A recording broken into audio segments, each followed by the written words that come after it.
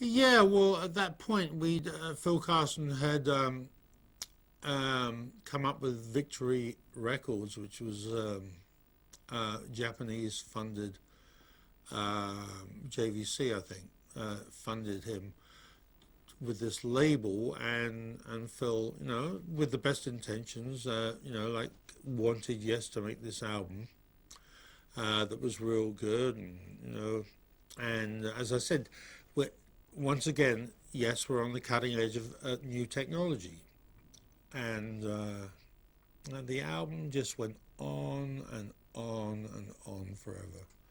A couple of years. I played bass on some of the songs, and then 2 years later, when it was being mixed, I wasn't even sure if it was me even playing anymore. It was like, and I know it wasn't Alan drumming anymore. It was like, he had been through the kind of the machinery of invention, and no one's to blame for that. But that's what the time was. So in a way, Talk was an album that became very, very uh, had a high musical aspiration.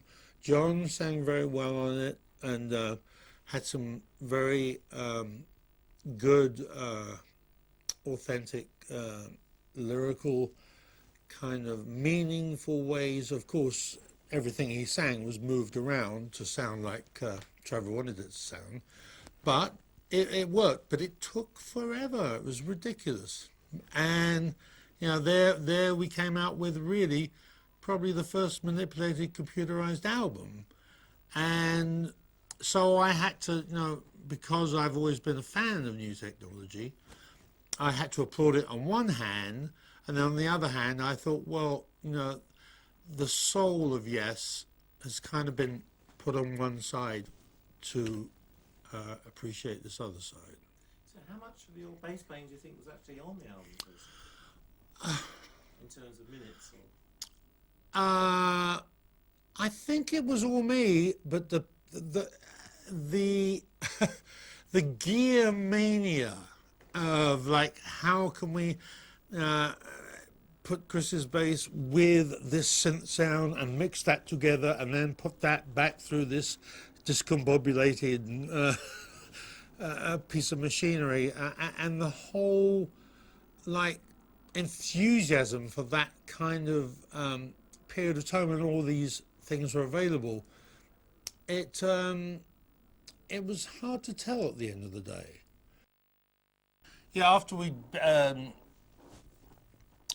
a sort of a worldwide tour with the Talk album, we got back home, and as I said, California was my home at the time, where most of us resided. Alan White had moved to Seattle, and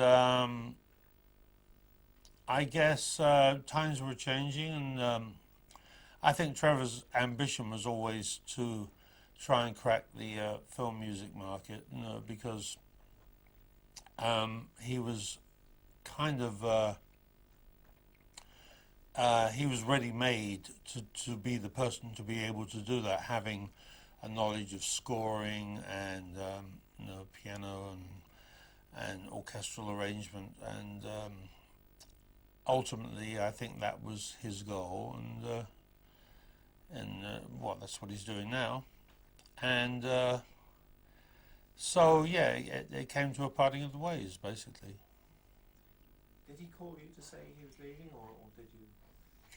I don't really remember. I think we were both just talking about the idea of, where are we going to go next, and I think pretty much, we knew there was a time for change, and these things just happen. He wasn't fired, or he didn't really leave. It was just like a conversation that was ongoing, and obviously he had his sights set on that direction, so it kind of suited everyone. Because there was some suggestion that he was fired from Yes. Is that true? Would you say, or is that not true? No, I don't think anyone really has ever been fired from Yes. I think people just get fed up with me, is what happened. They can't stand me anymore. They have to go. So No, no. As I said, it was just a natural progression, and and it's that decision has served Trevor very well, to go into the field he's in now. and then after that, of course, there was the reunion, wasn't there, with the original members? So you had the classic Yes back again. Was that sort of fortuitous after Trevor left? Well, that then became a different kind of era, and that's when John Brewer became involved and allowed us to go and record in San Luis Obispo, where we eventually did a couple of shows at the end of the recording, and turned that into a DVD package and everything. And it was a neat idea in a way that Yes was only going to play these two shows in this kind of like Spielberg type American town, in middle of California, so it had its charm to it, and it was quite interesting the way the sincerest and die-hard fans kind of gravitated to that, and it was a good time. We had this bank that had been gone out of business, and we just sat up in there and made an album, and it was a lot of fun. So Chris, could you tell us a little bit about La Chasse on Wardour Street?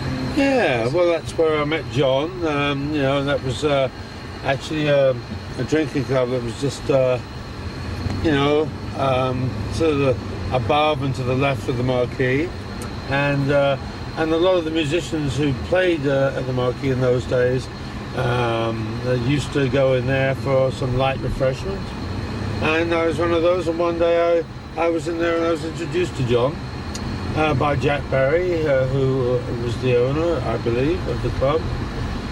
He was always in there anyway. And, so that's really, the Chasse Club is quite famous in this day as a watering hole. Right, thanks. And I've got a place down here. You had a rehearsal room in the basement of the Lucky Horseshoe, or on Shaftesbury Avenue? Yeah, the Lucky Horseshoe, just over there. That was a place here. We rehearsed in the basement. It was a cafe, and we went down there. It was terrible, of course, because we had to hump all our gear up and down the stairs, and we had this is kind of difficult. We had to it was. I remember it was a very steep stairway to take the gear up and down, and we used to sort of rehearse there, and then every time we go and do a show, we'd rent a van, and then we'd pick up the gear from the rehearsal room, and then we'd bring it up and put it in the van and drive to somewhere like Plymouth or Devon, or Plymouth isn't Devon, isn't it? Or Cornwall, or something like that. Do the show, unload the gear, of course, play the show, put it back in the van, and get back to the Lucky Horseshoe around 5 a.m. in the morning, unload all the gear back down into the rehearsal room, and then I drive everyone home. So it was good training for one's stamina. You know what I mean? Well, no, it was just, I saw a lot of interesting acts down there in those days. The Pink Floyd played there, and in fact, I'm pretty sure I saw John Brewer's, no, not John Brewer, I saw Steve Howe playing in the band he was in Tomorrow. They were regulars down there, and you know, in the you know, that the kind of psychedelic scene, and just like this light is going psychedelic as we speak. Oh, there you go. So yeah, I mean, just it was just a hippie trippy time, you know. That's what happened down there, and you know, and I was young enough to really enjoy it, so That's great. that was good. And what about the Marquee? Your first gig there in August 5th, 68. What's that like? August 5th, 1968. Yeah, that was an interesting time. Was that when was Sin's first gig there, or Yes's first I gig? understand it was Yes's first Oh, gig at the... okay. Yeah, that sounds about right. August 5th, 68 for Yes, yeah. We were, you know, like it's just starting to tour after we've been rehearsing in the basement underneath the cafe.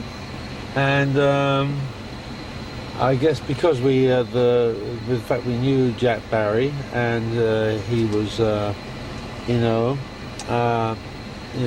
obviously he was the assistant manager of the Marquee, and he also ran the Shas Club.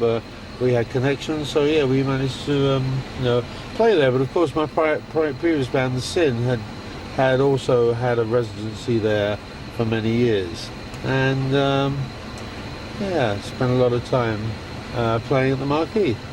May even hold the record. Okay. One final one. Do you want to? Can we go back to the hotel? Yeah, Drive and Yeah. that's it. We'll do that. We were going past Regent Street. There used to be Boozy and Hawks there. I understand you bought your first Ricky bass. Yeah, that's right. When I was, I worked there for a brief period of time when I left school as a salesman, and also a part-time packing expert. And basically, yeah, while I was there, the Rickenbacker bass, the company that I worked for had an associate store. I think it was called Rudel Cards or something, for a strange name. But they imported, I think, the first 3 Rickenbacker basses into the country, and Pete Quaife, who was the bass player with the Kinks, he had one, and then following that, I believe John Entwistle had bought the other one, and the third one was in the store, and I just grabbed that for myself. And of course, because I worked there, they gave me a very good deal, and that's how I managed to acquire my Rickenbacker.